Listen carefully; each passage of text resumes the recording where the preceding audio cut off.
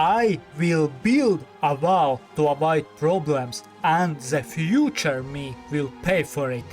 Not a great plan. Because problems can become colossal titans. Damn, boy. Damn, boy, he's thick. Boy, that's a thick-ass boy. Problems grow being ignored, but I get why people choose escapism. Something overwhelming happens and they wish for relief. It is much easier and faster to get a quick fix with escapism. Moreover, the approach can be a great idea if it lets to calm down, regain a clear mind, and much more effectively solve the overwhelming situation. The problem starts when escapism is misused. It is especially easy to do when the childlike subconscious takes over, because it can perceive things only in the short term. When you desire only the result, you start trying to take shortcuts. And when you start taking shortcuts, you might lose sight of the truth. In this case, the underlying cause must be solved, usually as soon as possible, otherwise even a small flame can become a devastating fire. Moreover, by constantly avoiding fights, they do not gain valuable experience points and even reinforce negative habits, losing levels. So there is a choice. Will they be cattle waiting to be slaughtered, or grab life by the balls? Kitty, following Attack on Titan, encouragement. Are you the food? No, we are the hunters. The choice is so easy because there are 3 things people can do to make escapism great again. First, synthesize. Figure out how to fuse what needs to be done with escapism, because there are fine aspects both sides. For example, need to prepare for a history test about Napoleonic Wars, but reading a book about it is so boring. Then the solution is watching historically accurate videos, which also are funny. Need to do chores? Use gamification, that is, adding elements of games. I would try to reach a high score if I am not alone. Implement versus or co-op mode. If problems which overwhelm people are much more serious, like losing a loved one, then I have a video for them. Not always people will be able to synthesize, and the problem can overwhelm debuffing stats. That is why, secondly, increase mental resilience, that is, defense. Stronger it is, fewer problems will overwhelm debuff. To temporarily increase mental resilience, people can use techniques such as cognitive behavioral therapy, that is, identify the toxic belief, tear it down by using logic, and afterward replace it with a better belief. Another approach is to see the bigger picture and visit how small is the problem and the true cost of worrying. For example, to take a few steps back, I say to myself, my health is at least worth $1 million. Is the problem nearly as valuable? If not, then I would be a fool if I overpaid. My friend asks, will I literally explode from this thing? No? Then there is nothing to worry about. Moreover, pain is what happens, like being betrayed by a friend, but suffering is chosen by concentrating on the pain, and it causes additional costs, like worrying how unfair what happened was, causing to lose faith in other people, therefore pushing people away, leading to losing existing friends and destroying opportunities to gain great friends. Please, in the comment section, share your techniques to increase mental resilience.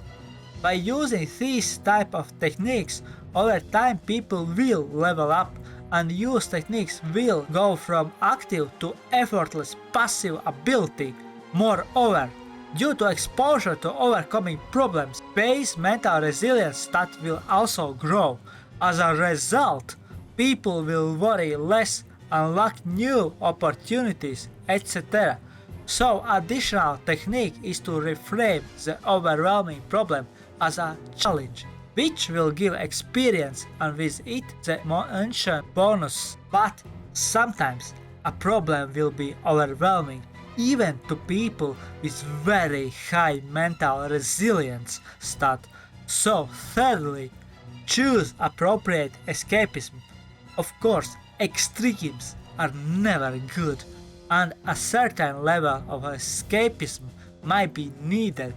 As an analogy, in Attack on Titan, scouts go beyond walls in a dangerous world, but they still need to return within walls to get food, weapons, etc.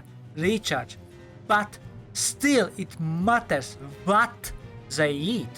Try to swing like Spider-Man when you look like Jabba the Hutt. Basically, not all ways of escapism are equal. To make a better choice, instead of concrete laws, I have rules of thumb, because people are so various. What works for each individual will be so different. For instance, introverts recharge from being alone, extroverts from interacting with people. If I recommended to go out with friends to recharge, it would be great advice for some, but terrible for others.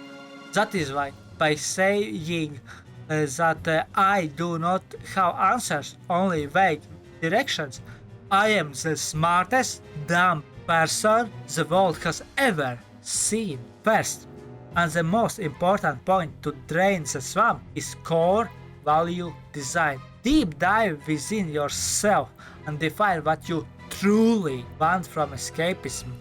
After forming the list, adhere adamantly to it. Question: why am I using this escapism?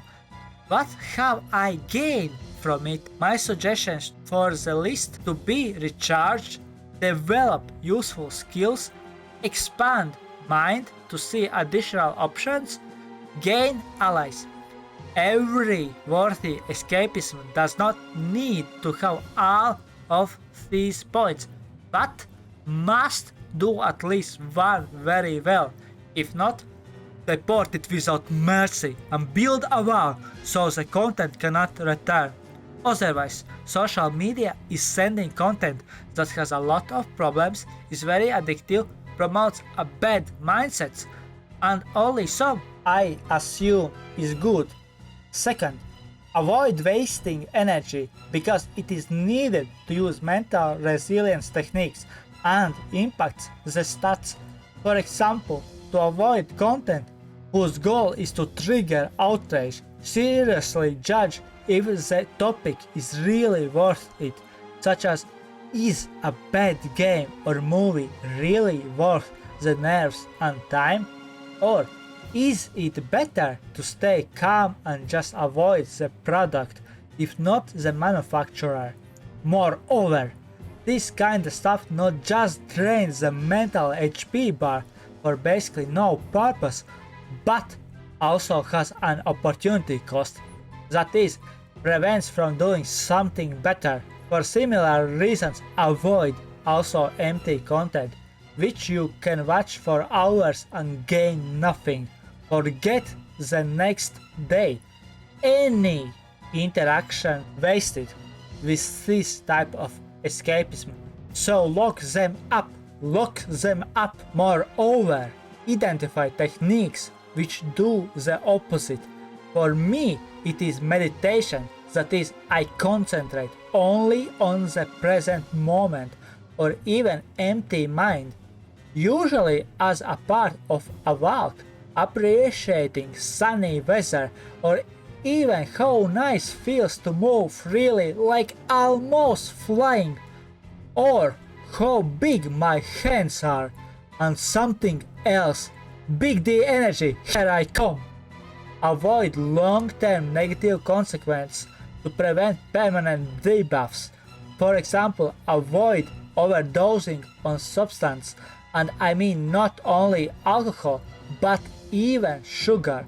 Especially avoid using highly addictive drugs at all. Similarly, destructive behavior in the real world, such as standing in the middle of a busy street and shooting somebody just to see how people will react.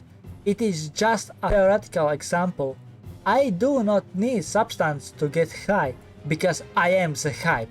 Do something which gives permanent buffs. For instance, I play team multiplayer games to develop skills to have teamwork even without words, and mental resilience in a safe environment. For me, it is just a game and I can win, even losing, because each time I lose a match because of some noob, instead of raging, I am calm because I see the bigger objective. Moreover, the more outrageous the situation is, but I manage to stay calm, the more satisfaction I gain from achieving the main objective. Fourth, avoid escapism in a narrow area. It is hardwired in human biology to over time get used to stimulus until it becomes boring. So take advantage of mixing vastly various things to have exciting discoveries.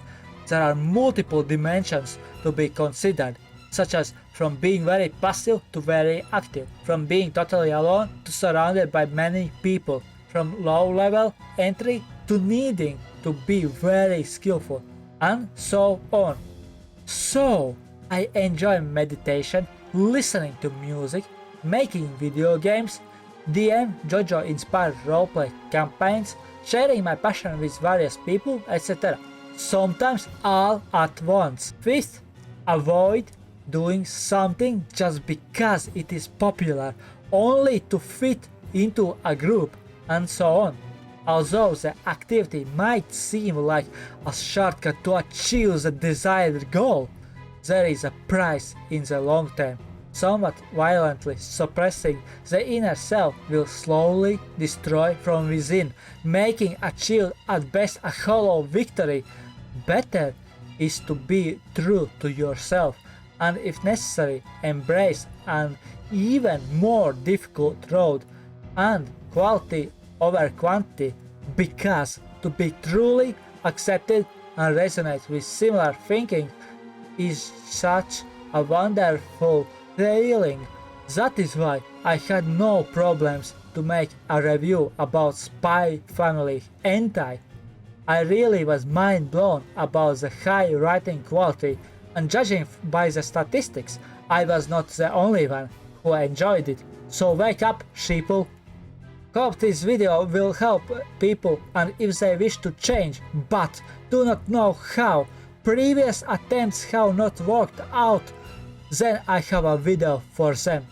Before you leave, dear viewer, know that I have over 40 million subscribers, and those who say that I do not have even 100 are fake news, because I have the smartest and coolest subscribers on all of YouTube.